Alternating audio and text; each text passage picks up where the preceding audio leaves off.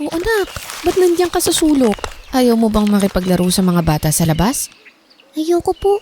Hindi naman po nila ako sinasali eh. Bakit naman? May nakagalit ka ba sa kanila? O inaaway ka nila? Hindi naman po. Basta hindi lang nila ako pinapansin. Siguro kasi dati kapag kasali po ako, natatalo sila palagi. Ganun ba? Hayaan mo na lang sila. Tulungan mo na lang si nanay dito sa pag-aayos ng mga dyaryo ha. Magbabalot din po ba ako ng tinapa? Hindi, ako na yon. Sa mga dyaryo ka na lang tutulong ha. O eto. Sige po, Nay. Ang bait talaga ng anak ko. Sigurado akong matutuwa si tatay mo kapag nalaman niyang tinutulungan mo na ako. Dati-rati, baby ka pa lang oh. Talaga po? Sa tingin niyo, Nay, ibibili niya ako ng laruan? Aba, oo naman. Siguradong sigurado yun.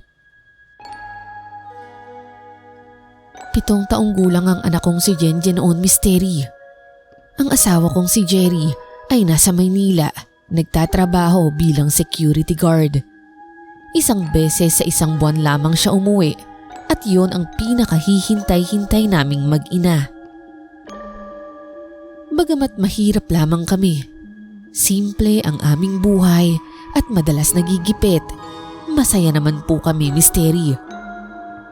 Pero wala akong kamalay-malay na may paparating palang pangyayaring magpapabago sa buhay naming lahat, lalo na sa akin. Isang mapagpalang araw sa iyo, Misteri. Tawagin niyo na lamang po ako sa pangalang Nancy at ito po ang aking kwentong kababalaghan.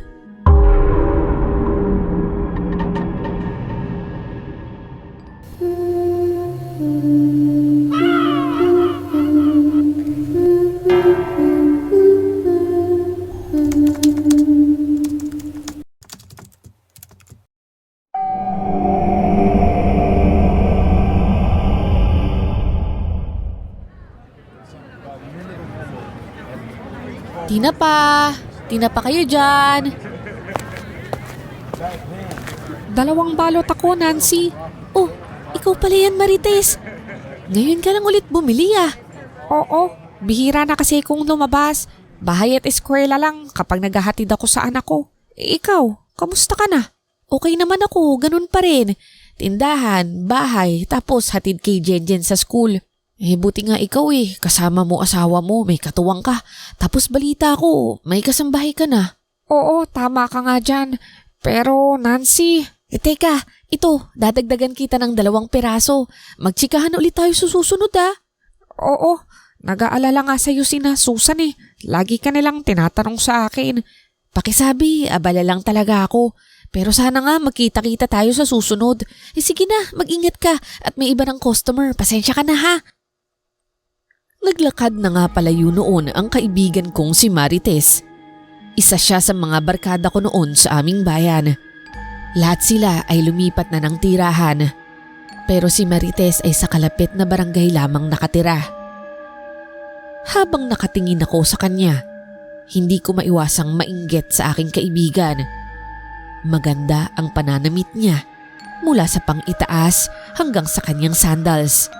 Maganda kasi ang naging trabaho ng kanyang asawa at napromote pa ito sa kanilang kumpanya. May sarili pa nga silang yaya, kaya ito na ang namamalengke para sa kanila. Kaya naman nagulat ako nang makita ko siya ng personal sa pwesto ko. Pero kahit ganoon, Misteri, nagpapasalamat pa rin naman ako sa buhay na meron ako. Kumpleto ako basta't alam kong kasama ko ang anak at asawa ko.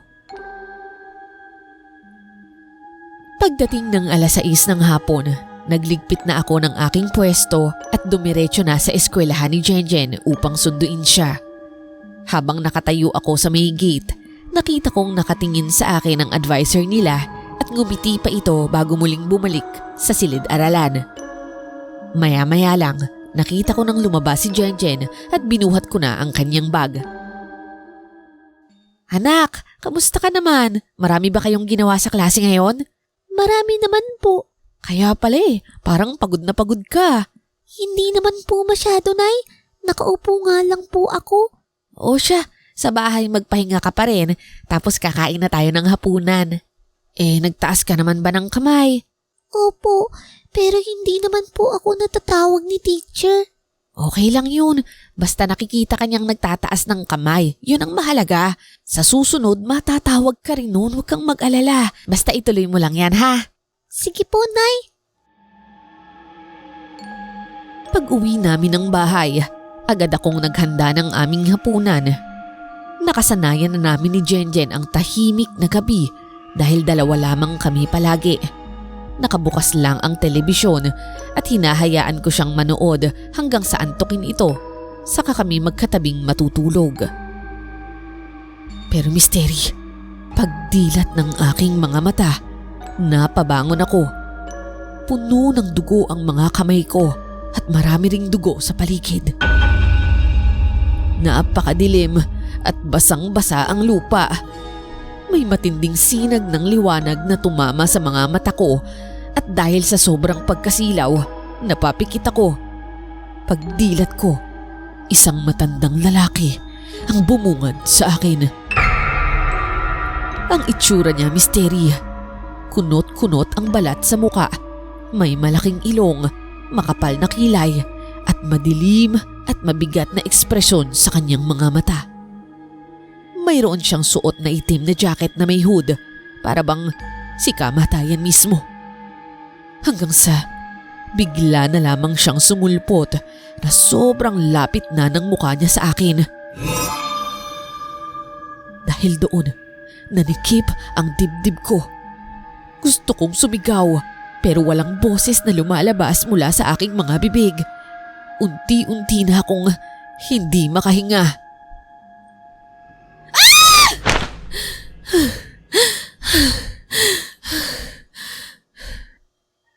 Hingal na hingal ako ng nagising misteri. Isa palang matinding bangungot. Pero parang totoo. Nanginginig pa ako noon nang mapansin kong wala si Jenjen sa aking tabi. Jenjen?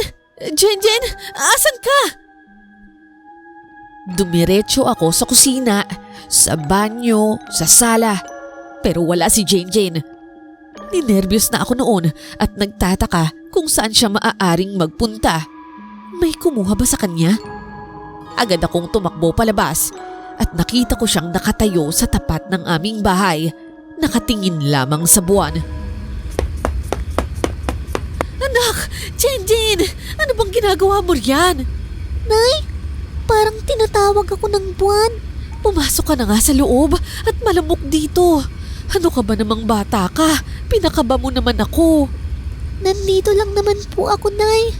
Oo nga, pero baka may kumuha sa'yo. Gabing-gabi na oh. Sige ka, gusto mo bang makuha ng manananggal? Ano? Yung putulang katawan, Nay? Oo, tapos may malalaking pakpak, mahahabang pangil at matutulis na kuko. Naghahanap yun ng batang makakain, lalo na sa ganitong oras ng gabi. Ano, gusto mo makita ka nun? Hala, nakakatakot naman, Nay. Tara na po, pasok na po tayo sa loob. Pumasok na nga kami sa loob at bumalik sa paghiga. Habang nakayakap ako sa aking anak, hindi ko maiwasang maalala ang nakakatakot na panaginip ko.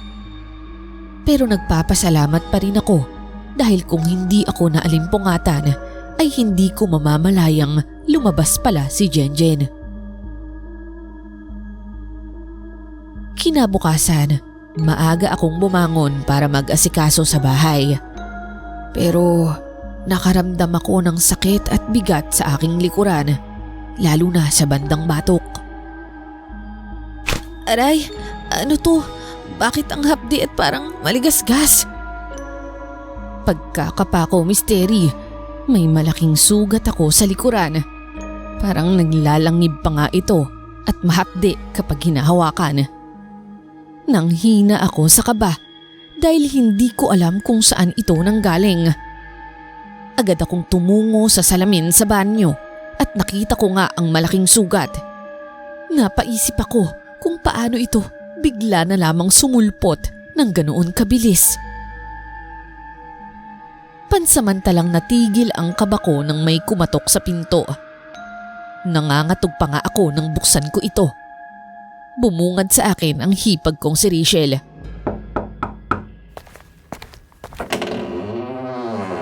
Oh, Rachel, ikaw pala. Gusto lang kitang kamustahin, ate. Nagdala rin ako ng ensaymada at yung niluto kong binagoongan. Salamat ha. Sana hindi ka na nag-abala. Pasensya ka na ha. Medyo magulo pa yung bahay. Hindi pa ako nakakapaglinis eh. Wala namang problema yun, ate. Ako rin madalas magulo yung bahay namin. Minsan punta ka. Dalawin mo sina Mary Ann at Mateo. Siguradong matutuwa yun pag nakita ka. Oo naman, sige. Punta kami kapag nakabakasyon na. Isa ngayon, mahirap isingit dahil may pasok pa. Naku, siguradong matutuwa si Jenjen. Ate Nancy, okay ka lang ba? Napahinto ako sa ginagawa ko nang marinig ang kanyang tanong. Napansin siguro ni Rachel ang pagkabalisa ko, gawa ng nakita kong sugat sa likod ko. Bukod pa roon, mabigat din talaga ang pakiramdam ko ng araw na yon, kaya naman sinubukan kong magsabi sa kanya. Ang totoo niyan, Rachel, hindi maganda yung pakiramdam ko eh. Hindi ko alam pero bigla akong may nararamdaman na wala naman dati. Bigla na lang akong nagkaroon ng malaking sugat sa bato ko. Ewan ko ba, parang pakiramdam ko may masamang enerhiyang kumapit sa akin. Rachel, naniniwala ka ba sa kulam? Kulam? Paano mo nasabi? Tignan mo to. Diba, ang laki ng sugat ko. Tapos, nananaginip ako ng masama. Nakakatakot eh. Puro dugo. Rachel, natatakot ako. Kasi kung ano man to, kailangan kong labanan. Baka pag nagkasakit ako, paano na yung anak ko? Paano kaya, ate, kung magpa-doktor ka muna? Sasamahan kita. Alam mong andito lang ako palagi para sa'yo.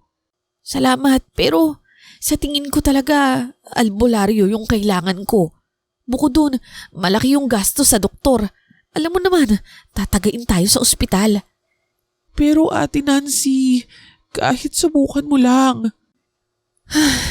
Sige, pag-iisipan ko. Pero maliligo muna kami ni Jenjen. Kung gusto mong manood ng TV, umupo ka lang dyan. Hindi na ate, uuwi na rin naman ako. Mag-ingat ka dito ha. Yung sugat mo, gamutin mo. Pag kailangan mo ng kasama, sasamahan kita. Magsabi ka lang. Napangiti naman ako sa ipinapakitang pag-aalala ni Rachel.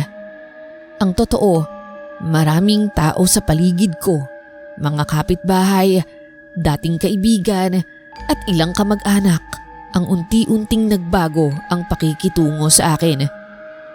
Wala naman akong nakikitang masamang nagawa ko sa kanila, Misteri. Pero para bang iniiwasan nila ako o sadyang binabaliwala.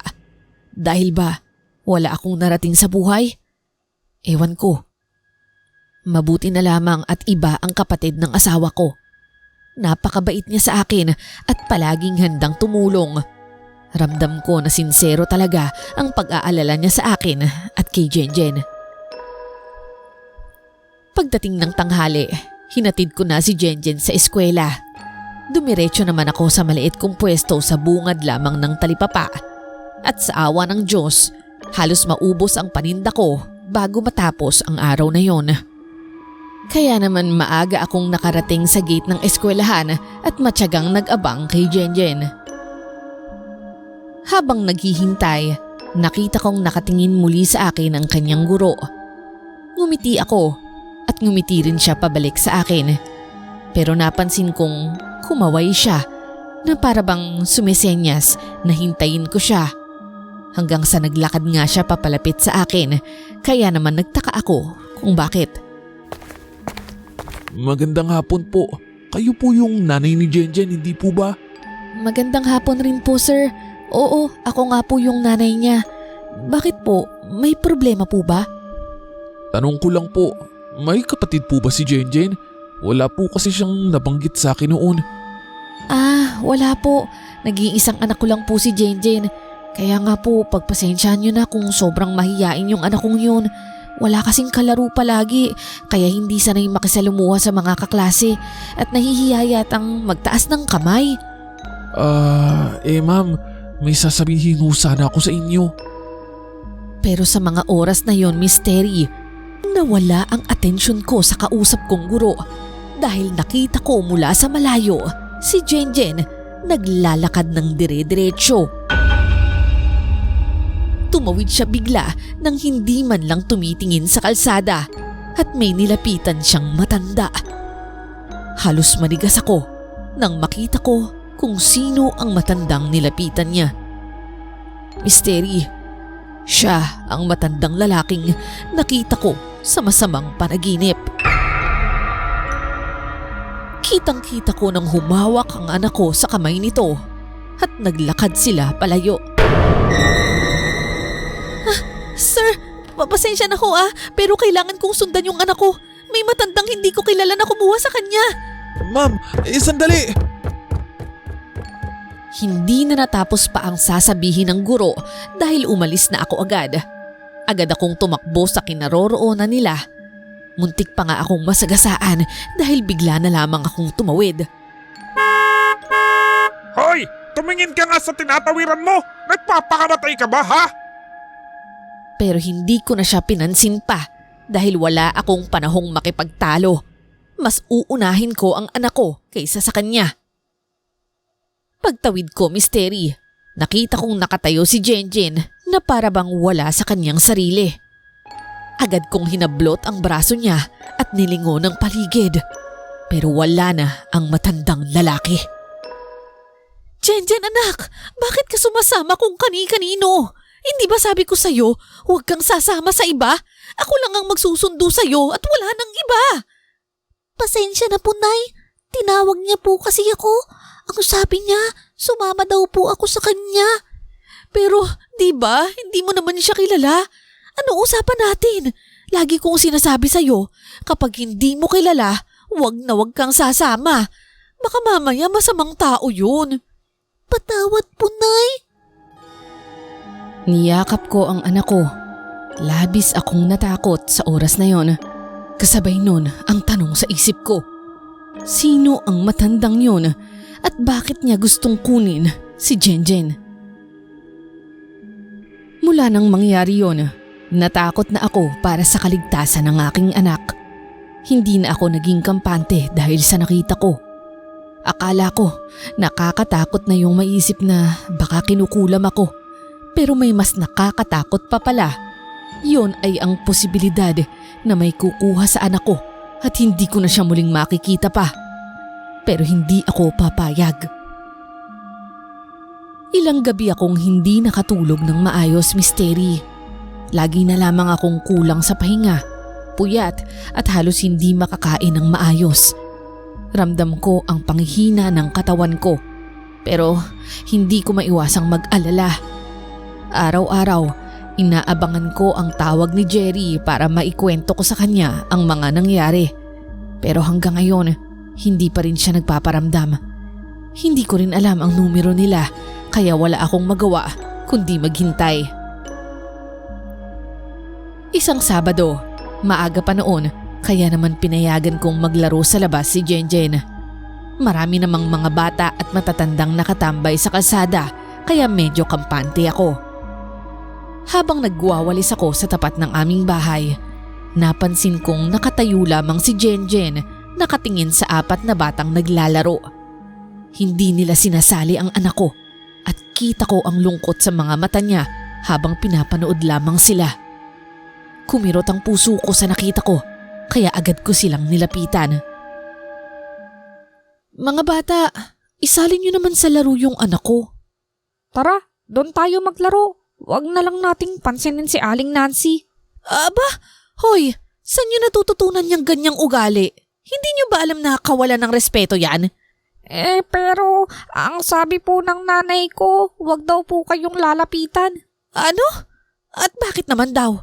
Ano na naman kayang chismis ang pinapakalat ng nanay mong chismosa? Nay, tama na po. Huwag mo na po silang pilitin kung ayaw po nilang makipaglaro sa akin. Pero anak, mali yung ginagawa nila sa'yo. Takbo! Hoy, Hoy! Bumalik nga kayo rito at kinakausap ko pa kayo!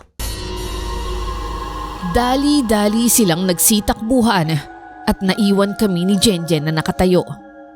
Awang-awa ako sa anak ko noon.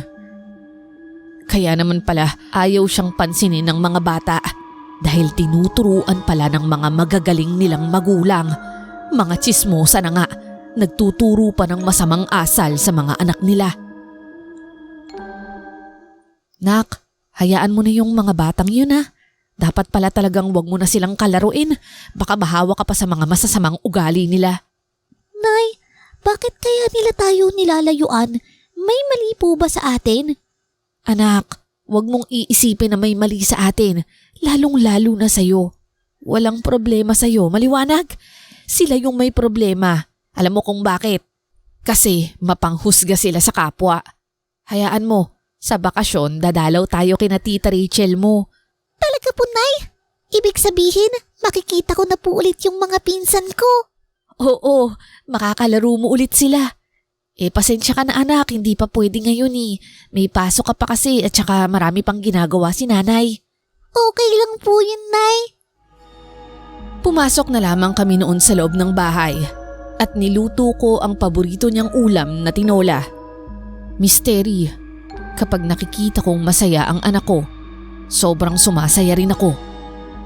Ngunit biglang napawi ng panandalian ang aking ligaya dahil habang kumakain kami ay may nakita akong imahe sa labas ng bintana.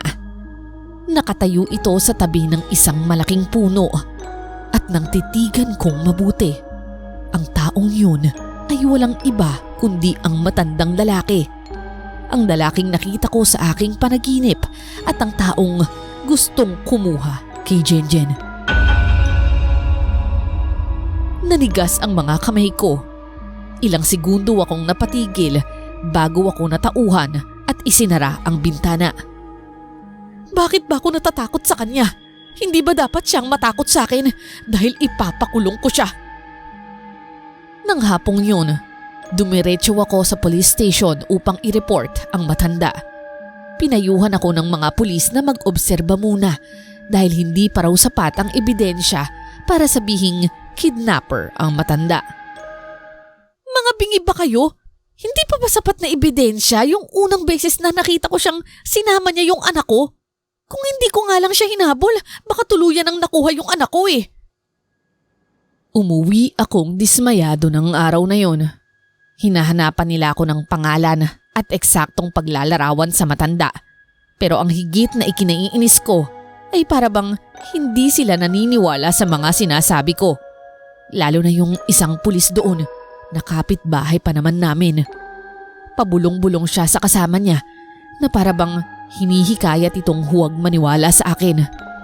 Dahil doon, inis na inis ako at umuwi na lamang. Hindi ko isinama noon si Jenjen dahil masama raw ang pakiramdam niya. Kaya naman kinandado ko na lang ang pinto at sinigurong nakasarado ng mabuti ang mga bintana. Pagpasok ko, nakita kong nakaupo siya at nanonood ng TV. Nanay! Oh, kamusta na pakiramdam ng anak ko? Okay ka na ba? Okay na po ako, Nay. Pero bakit po ang tagal niyo? Ay nako, mahabang kwento anak. May kumatok ba o may kakaibang nangyari nung wala ako? Wala naman pong kumatok. Pero parang may naglalakad po sa paligid. Ganun ba? Anong ginawa mo? Wala po. Tahimik lang po ako. Hindi po ako nagpakita sa kanya. Very good. Wag na wag kang magpapakita sa ibang tao. Lalo na dun sa matandang yun ha. O siya, ipagpatuloy mo lang yung panonood mo at magluluto na ako ng hapunan natin. Matapos noon ay natulog na kami ng anak ko. Ngunit ng gabing yun, misteri. Nagising na naman ako ng alanganing oras dahil sumakit ng lubos ang likuran ko. Mahapde at makirot ang sugat, kasabay ng matinding sakit ng ulo. Aray, ang sakit ng ulo ko. Kailangan ko na yatang magpatingin sa doktor. Babalik na sana ako sa aking pagkahiga nang mapansin kong wala na naman si Jenjen sa tabi ko. Agad akong napabalikwas. Hinanap ko siya sa ilang bahagi ng aming maliit na bahay, ngunit wala siya kahit saan. Mabilis kong binuksan ang pinto at lumabas, umaasang baka naroon lamang siya ulit. Pero wala ni anino niya. Dito na ako nagsimulang kabahan. Naglakad-lakad ako sa paligid, hawak ang dibdib kong kumakabog sa kaba. Ang dilim ng paligid, tanging ilaw lang ng buwan at iilang alitap-tap ang nagbibigay liwanag sa daan. Ang bawat hakbang ko ay may kasabay na pangamba. Maya-maya, may nakasalubong akong kapitbahay. Iha, anong ginagawa mo sa ganitong oras? Manang Lucy, nawawala yung anak ko. Nakita niyo ba siya? Teka, Nancy, huminahon ka muna. Paano ko hihinahon? Nawawala yung anak ko. May kumuha sa kanya. Iniwan ko ang matanda dahil alam kong wala rin naman siyang maitutulong. Oras ang kalaban ko ngayon. Kaya naman patuloy akong naglakad. Halos patakbo na habang tinatawag ang pangalan ng anak ko. Jenjen! Jenjen! Nasaan ka na? Habang tumatagal, nanginginig na ang mga tuhod ko. Tumutulo ang luha kasabay ng pawis. Wala, hindi ko talaga makita si Jenjen. Naramdaman kong parang bibigay na ako. Parang nangihina. Walang ibang pumapasok sa isip ko kundi ang kapahamakan na mangyayari sa anak ko kung sakaling kasama nga niya ang matandang yon. Saan kaya niya ito dinala? O kung buhay pa ba siya? Parang halos nawawala na ako ng pag-asa. Pero naisip kong humingi ng tulong kay Rachel. Siya lamang ang pinagkakatiwalaan ko at maaari kong hinga ng tulong kahit paalanganing oras na. Kaya naman kahit alam kong medyo malayo, nilakad ko ang bahay nila. Malakas kong kinatok ang pintuan nila. Ilang minuto ang lumipas bago ito bumukas. At pagbukas nga, bumungad si Rachel at nasa likod ng kanyang asawa na halatang nagulat sa ingay ng katuko. Oh, Ate Nancy, anong ginagawa mo? Madaling araw na. Rachel, ang anak ko, si Jenjen, nawawala. Maawa ka. Tulungan mo kong hanapin siya. Niyakap ko siya ng mahigpit. Nanginginig ako sa takot at pagod at nakita ko ang mukha ni Rachel na sobra ang pag-aalala. Tumingin siya sa kanyang asawa. Sige Han, ako nang bahala dito. Bumalik ka na sa kwarto at tignan mo ang mga bata. Halika Ate Nancy, umupo ka muna. Ikwento mo sa akin yung buong pangyayari. Rachel, nagising na lang ako na wala sa tabi ko si Jenjen. May kutob ako. Kinuha siya ng matandang lalaking yun. Siya yung nakita ko sa panaginip at siya rin yung nakita kong kumuha kay Jenjen sa eskwelahan. Pinagplanuhan talaga niyang kunin yung anak ko. Hindi ko alam kung anong gusto niya. Wala naman kaming pera. Pero bakit yung ano ko yung pinag-iinteresan niya? Hinalughog ko na yung buong lugar namin pero wala talaga si Jenjen at hindi niya magagawang umalis na lang ng basta-basta. Rachel, tulungan mo ko. Naiyak ako ng husto at niyakap ako muli ni Rachel bago siya marahang nagsalita. Ate, kailan mo huling nakita si Jenjen? Kanina lang, matapos kaming kumain ng hapunan, nanood lang kami ng TV saglit. Tapos, natulog na kami. Yung sinasabi mong matanda, ano itsura niya? Marami siyang lukot sa katawan. Makapal yung kilay, malaki yung ilong. Tapos, yung ekspresyon ng mukha niya, seryoso at nakakatakot. Hindi ko makakalimutan yung mukhang yun. Dahil ilang beses na siyang nagpakita sa akin. Tumayo naman si Rachel at may kinuha sa cabinet. Mula roon ay kinuha niya ang isang folder na puno ng mga papel. Ilang sandali, mayroon siyang nilabas na maliit na larawan mula roon. Ate, ito ba yung matandang tinutukoy mo? Oo, siya nga. Paano ka nagkaroon ng larawan niya? Nangangatog ako at hindi ko maintindihan ang mga nangyayari. Para bang may itim na ulap na bumabalot sa isipan ko. Umupo si Rachel sa tapat ko, hinawakan ang kamay ko at dahan-dahan siyang nagsalita. Ate Nancy, huminahon ka muna ha. Alam kong mabibigla ka sa sasabihin ko, pero pakinggan mo lang muna ako. Nandito lang ako palagi, pati si nanay, para sa'yo. Bakit? Ano ba yun? Hindi kita maintindihan. At saka, mahalaga ba yan? Kasi nanganganib yung buhay ng anak ko ngayon. Unahin muna kaya nating hanapin siya. Ate Nancy, hindi nawawala yung anak mo. Hindi nawawala si Jenjen. Anong ibig mong sabihin? Hindi siya pwedeng mawala, ate. Dahil patay na siya. Wala na yung anak mo. Pati si Kuya Jerry. Alalahanin mo mabuti. Ano? Anong sinasabi mo, Rachel? Anong patay? Buhay na buhay yung anak ko. At si Jerry, hindi ba nagtatrabaho siya sa Maynila? Ano ka ba, Rachel? Nababaliw ka na ba? Magdadalawang buwan na ang nakalipas. Umuwi noon si Kuya Jerry, ate. Kumain pa nga kayo sa labas at saka namasyal. Tapos magkakaangkas kayo nang biglang may lasing na driver na bumangga sa inyo. Kasama kayo sa isang motorcycle accident, ate. At ikaw lang ang nabuhay. Si Kuya Jerry, si Jenjen, at ang matandang nakabangga sa inyo. Lahat sila hindi nakaligtas sa aksidente. Hindi. Hindi totoo yan. Hindi totoo yan. Napaluhod ako sa sahig, Misteri. Nanginginig at hindi makapaniwala. Hanggang sa unti-unting bumalik ang mga alaala sa isipan ko.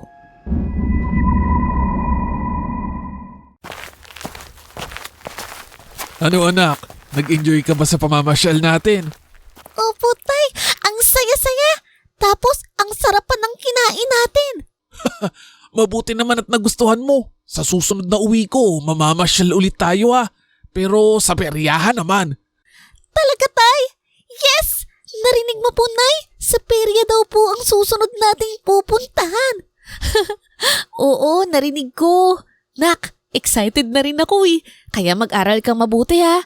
Alam mong yan yung nakakapawi ng pagod namin. Oo nak, pero kahit hindi mataas ang grado mo, okay lang. Basta nagsisikap ka. O siya, isuot mo na tong helmet, Nancy. Umugong ang makina ng motor at nagsimula na ngang magpatakbo si Jerry. Hanggang sa...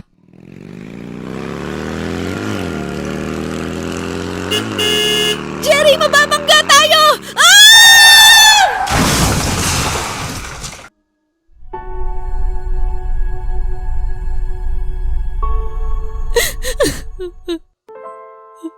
Anak ko, ang asawa ko, kawawa, puro dugo. Rachel, ang magkama ko. Tanggapin na natin ang nangyari sa kanila, Ate Nancy. Para matahimik na rin sila. At ipagdasal na lang natin yung kaluluwa nila. Alam kong kasama na nila yung Panginoon ngayon. Rachel, hindi ko alam kung paano ako mabubuhay nang wala sila. Sila yung buhay ko.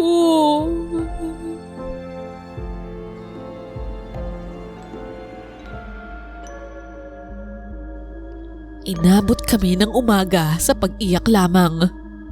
Parang hihimatayin ako sa lahat ng natuklasan at naalala ko. Ngunit nagdasal ako sa Diyos, humingi ako ng lakas mula sa Kanya. Lakas ng loob para lumaban at magpatuloy sa buhay. Pagsapit ng liwanag, sinamahan ako ni Rachel para kumuha ng gamit sa bahay namin. Ang sabi niya, hindi raw makakatulong sa akin ang manatiling mag-isa. Noong mga unang linggo raw, panay ang hanap ko sa mag-ama ko noong nasa ospital pa lamang ako. At ayon daw sa doktor, maaaring in denial pa ako sa katotohanan. Hindi matanggap ng isipan ko ang nangyari, kaya gumawa ito ng sariling realidad kung saan nabubuhay pa rin sila. Ang akala raw ni Rachel ay gagaling agad ako at kalaunang matatanggap ang lahat. Pero nang makita niya ako nung nakaraang araw, napagtanto niyang hindi pa ako tuluyang nakakawala sa aking ilusyon. Mystery, pinilit niya akong tumira muna sa kanila upang maglibang. Tinulungan ko siyang mag-alaga ng kanyang mga anak. Kahit masakit sa akin tuwing naaalala ko si Jenjen, kahit papaano, nabawasan ang pagkalungkot ko tuwing inaalagaan ko ang mga anak niya. Tinuring ko rin silang sarili kong mga anak. Paglipas ng ilang buwan, natanggap ko na ang pagkawala ni na Jerry at Jenjen. Oo, napakasakit. Pero kailangan kong ibigay sa Diyos ang lahat ng hinanakit at magpatuloy sa buhay. Mrs. De Los Reyes? Ikaw pala, sir. Kayo po yung advisor ni Jenjen noon, hindi po ba? Oo, ako nga. Sa huling pag-uusap natin hindi tayo natapos dahil bigla kayong umalis. Ay, oo nga pala. Pasensya na po kayo. Nakakahiya mang aminin pero nung panahong yun, hindi ko pa natatanggap yung nangyari sa mag-ama ko. Nabubuhay pa ako sa ibang realidad. May sarili akong mundo. Nakasama ko pa sila. Naiintindihan ko kayo, ma'am. Napakasakit ng pinagdaanan nyo. Araw-araw ko kayong nakikitang naghahatid at nagsusundo sa school kahit wala naman kayong kasama. Minsan kumakaway pa kayo, pero kapag tumingin ako kung sino yung kinakawayan nyo, wala naman akong nakikita. Talaga ho ba? Mukha siguro kong tanga nun, ano? Pasensya na. Siguro kaya ako iniiwasan ng mga tao. Iniisip nila nababaliw na ako. Ang totoo, ma'am, naawa ako sa inyo. Pero kitang-kita ko kung gaano nyo kamahal si Jenjen. Ako man po, napamahal na sa batang yon. Napakabait at napakatalino. Ma'am, sigurado ako, masaya siya ngayon para sa inyo dahil muli kayong bumangon. Talaga po, sir? Tingin niyo proud siya sa akin ngayon? Sigurado ho ako ron. At saka, huwag nyo na akong tawaging sir. Marlo na lang. Salamat ah. Sana nga proud siya sa akin. Silang dalawa ng asawa ko. Wag mo na rin akong tawaging ma'am. Nancy na lang. Kinagagala kitang makilala, Nancy. Sa paglipas ng panahon, natutunan kong mabuhay sa totoong realidad. Yung hindi na nanaginip ng gising. Yung tanggap na mag-isa na lang ako. Pero nagpapasalamat pa rin ako, Mystery. Dahil sa paglipas ng ilang taon, kahit na wala sa akin ang mag-ama ko, andyan naman ang pamilya ko, ilang kaibigan, sina Rachel at si Marlon. Pero alam mo, Mystery, hindi ko pa rin alam kung lahat ng pagkakataong kasama ko si Jenjen noon ay gawa lamang ba ng aking imahinasyon. Kasi parang totoo talagang nandyan siya. Parang kasama ko talaga siya. Hanggang ngayon, palaisipan sa akin kung iyon ba ay bunga lang talaga ng matinding pangungulila. O baka naman, sinamahan talaga ako ng kaluluwa ng anak ko para damayan ako sa panahon ng aking pag-iisa. Sa ngayon, pinili kong isipin na masaya na siya saan man siya naroroon. Alam kong payapa na silang magkasama ng aking asawa. Hanggang dito na lamang po ang aking kwento, Mystery, at sana po nagustuhan ninyo ang nakakakilabot ngunit nakakadurog ng pusong karanasan ko.